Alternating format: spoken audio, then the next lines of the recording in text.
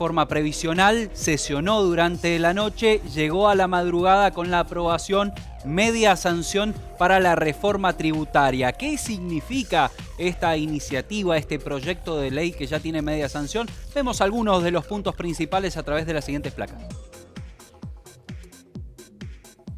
En principio, lo que implica la reforma tributaria, por un lado, se deroga, por ejemplo, el fondo del conurbano. Lo recaudado del 20% de ganancias se hace coparticipable entre las provincias y la nación. Y además, ese 20% que iba a ANSES, el sistema previsional se va a financiar ahora por el impuesto al cheque. Rebaja en ganancias para reinversores. Son 10 puntos de rebaja para aquellas empresas que reinviertan utilidades. No habrá aportes patronales para sueldos bajos.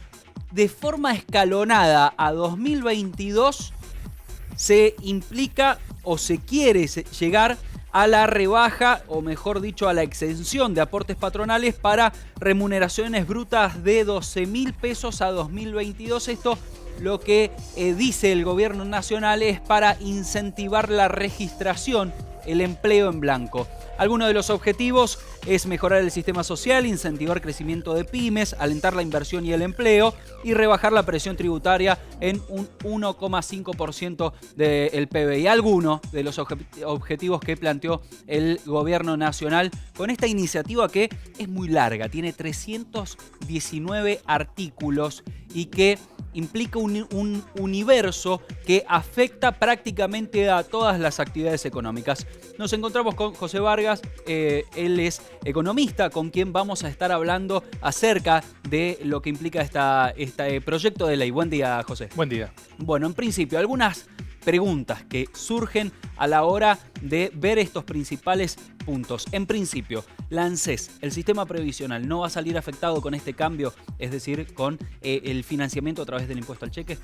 Bueno, en principio hay que analizar las tres reformas de manera conjunta, porque es un paquete: reforma previsional, reforma laboral y reforma tributaria. En este sentido, lo que busca el gobierno nacional es que tenga un financiamiento genuino. Es decir, que tenga un financiamiento propio y evidentemente no sea un financiamiento que dependa de una serie de variables que tienen que ver con una situación específicamente económica. El problema fundamental que tiene el sistema previsional es que ni con la vieja ley ni con la nueva ley es totalmente sustentable.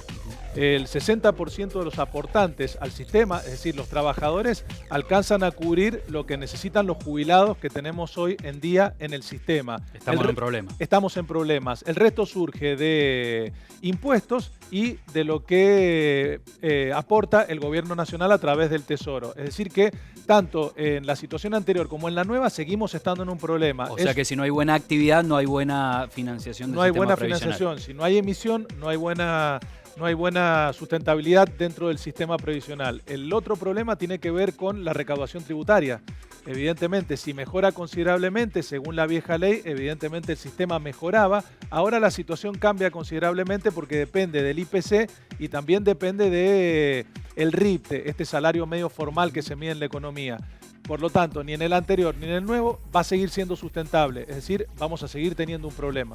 Otro punto, dice exención en los sueldos bajos a 2022 para pymes, para empresas que paguen hasta sueldos de 12.000 pesos. Esto, dicen que es para fomentar el empleo en blanco. No corremos el riesgo de que se cree un techo entre los asalariados y que ningún empleador quiera pasar de los 12.000 pesos para no pagar aportes patronales. ¿Puede suceder esto? Sí, puede suceder, probablemente suceda en una pequeña porción. Está claro que las pymes en nuestro país son el gran motor de la actividad económica y seguramente hay muchos salarios que están entre los 10.000 y los 15.000. Esa brecha fundamental que tenemos va a ser seguramente el eje en donde empiecen a jugar mucho las empresas, fundamentalmente las pymes, para no tener que otorgar estos aportes y terminarse viendo totalmente beneficiadas. Pero por el otro lado, probablemente haya una reducción del nivel de informalidad que hay en la Argentina, que es del orden del 35%, es muy alto,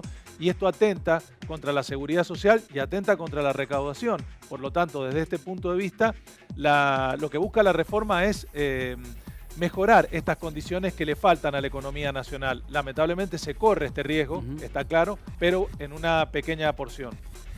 Dice, rebaja a la mitad del IVA para las carnes de pollo, de pescado, vacuna. La pregunta que nos hacemos todos los argentinos cuando vemos este tipo de noticias, ¿en cuánto tiempo se licúa esto? Sí, el problema es que el IVA depende fundamentalmente del nivel de inflación y también depende de la actividad económica. Sabemos que Argentina es un país históricamente inflacionario. Por dar un ejemplo, en los últimos 2 años vamos a cerrar con 60% de inflación y se estima desde el punto de vista privado para el año que viene un 16%, desde el punto de vista oficial 10 o 12. Sigue siendo Argentina uno de los 7 países con mayor inflación en el mundo y el IVA depende de la inflación, con lo cual los meses de verano son los meses estacionalmente más duros para la inflación. Se puede llegar al igual en menos de 2 meses. O sea que los consumidores en las góndolas vamos a ver esa rebaja por poco tiempo. Sí, además hay una cantidad de cortes totalmente grandes, es decir, uno directamente va a ser imperceptible esta rebaja en los precios al consumidor final. Bien, además, entre otros puntos, aparece aumento de impuestos a ciertas actividades económicas. La cerveza fundamentalmente es industrial, pero también está la artesanal. Pero ¿hay algunos otros impuestos a economías regionales que puedan afectarnos? Primero y principal hay que analizar si desde el punto de vista general, cuando yo como gobierno coloco un impuesto, un tributo a un sector determinado como bien final, este impuesto después no termina afectando toda la cadena de insumos y es ahí donde tengo las economías regionales. Pasa que en realidad después no terminó ocurriendo con el tema del vino, con el tema de las bebidas cola fundamentalmente, con el tema de los cigarrillos, con el tema de la yerba mate. Es decir, quizás en el bien final no lo termino afectando directamente, pero sí en todo el proceso de producción, en los insumos fundamentalmente. Es ahí donde termino afectando a las economías regionales, que se le suma una presión tributaria alta todavía en Argentina y se le suma un dólar totalmente atrasado. Esto atenta contra todas las economías regionales.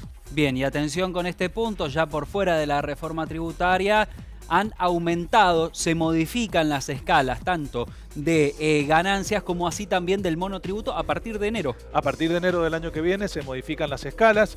En el caso del monotributo, que por ahí afectaba a un sector muy importante de la sociedad, porque evidentemente los precios crecían, las facturaciones crecían, pero los mínimos no imponibles no se actualizaban. A partir de enero se actualizan en el orden de la inflación de este año aproximadamente, con lo cual muchos monotributistas que en el último trimestre se recategorizaron, porque así lo disponía la AFIP, probablemente tengan que volver a recategorizarse en enero del año que viene. Es decir, quizás subieron de categoría y ahora tengan que volver a bajar. Pero bueno, así está estipulado según disposición de la AFIP. Muchísimas gracias, José. Gracias. Bien, usted es empleador, monotributista, asalariado, lo que sea, infórmese porque hay una gran cantidad de cambios para este nuevo año y es fundamental que no lo tomen desprevenido. Hora de hacer una pausa.